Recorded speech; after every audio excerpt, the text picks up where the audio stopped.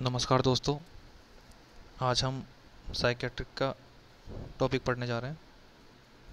Psychiatric का complete course मेरी तरफ से जितना हो सकता है मैं कोशिश करूंगा आप सभी को उसका नॉलेज मिले।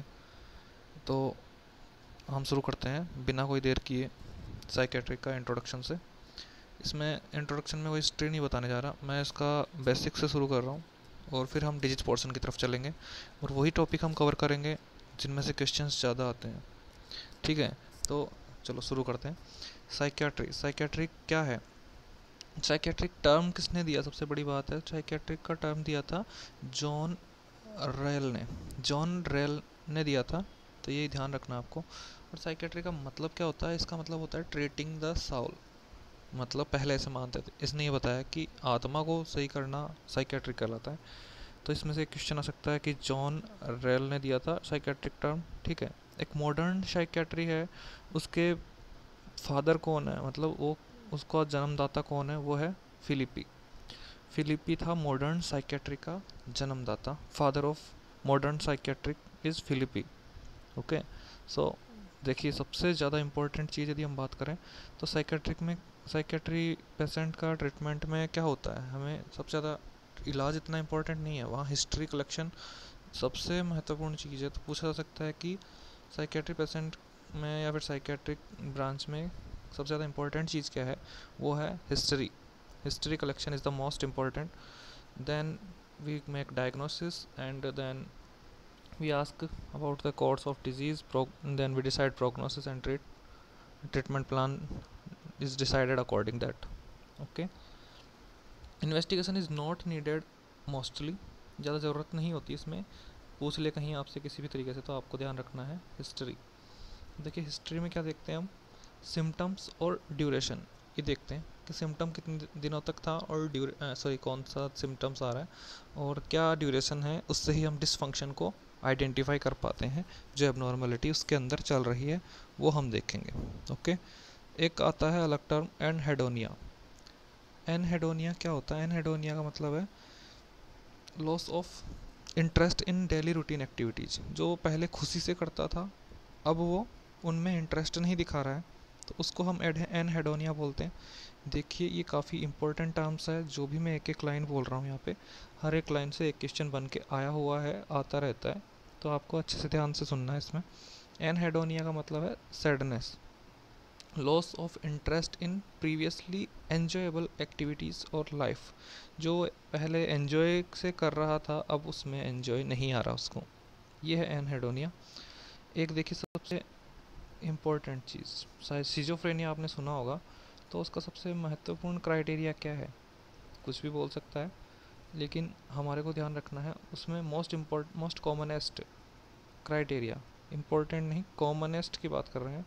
कॉमनेस्ट क्राइटेरिया है वो है साइकोमोटर रिटार्डेशन। मीन्स उसका जो साइकोमोटर एक्टिविटीज़ होती है वो कम हो जाती है, पहले जितना वो कम हाथ पैर जो बोलने के साथ एक्सप्रेशंस के साथ मूव करता है वो कम हो जाता है। डिस्थाइमिया मोर देन 2 ईयर, वो इसमें सिजोफ्रेनिया में आता है। चलिए आगे देखते हैं। डिसफंक्शन का मतलब मैंने बताया आपको। डिसफंक्शन का मतलब है इम्पेयर्ड और एबनॉर्मल फंक्शनिंग। इम्पेयर्ड या एबनॉर्मल फंक्शनिंग, जो नॉर्मल फंक्शन नहीं होता उसको हम डिसफंक्शन बोलते हैं। नाम टर्म दिख रहा है नाम से ही। देखिए, एक अगली चीज़ थी कॉन्फ्लिक्ट अलोन और सोशल डेविएशन। मतलब समाज से दूर है या फिर अकेला ही द्वंद्व में फंसा हुआ है, तो वो पागलपन नहीं है, that is not a mental disorder. Okay, यदि किसी की शादी हो रखी है तो उसके ठीक होने के चांसेस ज़्यादा है, ये माना जाता है। हिस्ट्री ऑफ मैरिज है तो प्रोग्नोसिस अच्छा रहता है। हम बात करते हैं MSE मेंटल स्टेटस एग्जामिनेशन की। तो अपीयरेंस, इसमें ये चीज़ें देखते हैं, appearance, behaviour, motor activity, speech, mood और tension, thought, perception and cognition. ठीक है फ्रेंड्स, ये भी क्वेश्चन पूछा जाता है कि मेंटल स्टेटस एग्जामिनेशन में कंटेंट नहीं है या कंपोजिशन नहीं है, कौन सी चीज़ नहीं आती है, तो आपको ध्यान रखना है 6 चीज़ें आती हैं मेंटल स्टेटस एग्जामिनेशन में। तो अब हम देखते हैं परसेप्शन या कोग्निशन। इसका मतलब होता है थिंकिंग प्रोसेस। कोग्निशन का मतलब क्या हम चीज़ को देख करके हमारे अंदर कितना नॉलेज है उसका, और हम उसे किस हिसाब से परसीव कर रहे हैं। ठीक है, इसमें से एब्स्ट्रैक्ट रीजनिंग इसी में आती है। उससे क्या होता है, कॉग्निशन का मतलब बता रहा है कि थिंकिंग प्रोसेस है जिसमें एब्स्ट्रैक्ट रीजनिंग यूज़ की जाती है, उससे हम जजमेंट बनाते हैं और उससे ही हमें इंसाइट मिलती है। एक अंतर्दृष्टि होती है किसी भी चीज़ के लिए, वो इसी से मिलती है। देखिए आगे बात करते हैं इंसाइट। इंसाइट का मतलब है अवेयरनेस ऑफ इलनेस। पेशेंट के लिए बात कर रहे हैं तो उसमें इंसाइट क्या होगा कि उसे ये पता रहेगा कि मैं बीमार हूँ या नहीं हूँ। ठीक है, तो अवेयरनेस ऑफ इलनेस, इसमें 5 लेवल माने गए हैं। ठीक है, फर्स्ट लेवल होता है पेशेंट एग्री नहीं होता है कि वो इल है। सेकंड में है पेशेंट एग्री हो भी सकता है, नहीं भी हो सकता, दोनों दिखाता है वो, कभी हाँ कभी ना, तो सेकंड लेवल इंसाइट दिखा रहा है। थर्ड है कि मेडिकल इलनेस दिखा दिया है, प्रूव है और उसको एग्री कर रहा है वो। चौथा है इंटेलेक्चुअल इंसाइट, उसमें प्रेजेंट है तो वो इंटेलेक्चुअल इंसाइट होगा। फिफ्थ है इमोशनल इंसाइट। इमोशनल इंसाइट का मतलब है कि बंदा फुल्ली एग्री कर रहा है और जो ट्रीटमेंट हम दे रहे हैं उसमें एग्जीक्यूट करने में मदद कर रहा है। तो ये होते हैं इंसाइट के level. First level patient agree नहीं करता है, सेकंड लेवल पेशेंट एग्री कर भी सकता है, नहीं भी करे। थर्ड है वो मेडिकल इलनेस के साथ एग्री कर रहा है कि हाँ उसको कुछ सिम्टम्स मतलब हम दिखाएंगे, सॉरी टेस्ट दिखाएंगे, उससे एग्री कर लिया। फोर्थ है कि वो खुद हाँ यार मुझे पहले जितना याद नहीं रहता है, पहले जितना समझ में नहीं आता है, पहले जितना डर रहता है, जो भी मानता है वो सब। और पांचवा ऐसा है कि बंदा पूरी तरह एग्री कर रहा है और एक्सिक्यूट कर रहा है ट्रीटमेंट को। ठीक है, थॉट, हर एक चीज़ बहुत इंपॉर्टेंट है, आपको ध्यान रखना है। हम पढ़ते हैं थॉट के बारे में। थॉट क्या होता है? थॉट कोई भी आइडिया या विचार हो सकता है, कोई राय हो सकती है जो सोचने से बनी है, और अचानक दिमाग में आता है। किससे रिलेटेड हो सकता है? दिमाग में आया हुआ विचार जो किसी सोचने से या कोई राय बनती है, वो थॉट कहलाता है। थॉट इज एन आइडिया और opinion that is produced by thinking और occurring suddenly in mind. Okay, so this is thought. Perception क्या होता है? Perception is becoming aware of the environment by the sensations coming from sensory organ। Means इसमें sensory organs का use होता है। 5 sensory organ होते हैं, उन सबका हम यूज़ करके जो हमें एनवायरनमेंट के बारे में पता चले, वो परसेप्शन कहलाता है।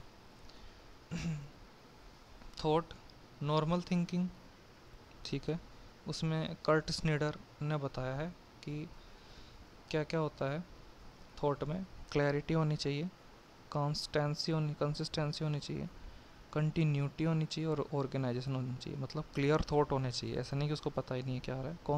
कंसिस्टेंसी मीन्स जिस चीज़ से जुड़ा हो रहा है उसी से विचार आना चाहिए।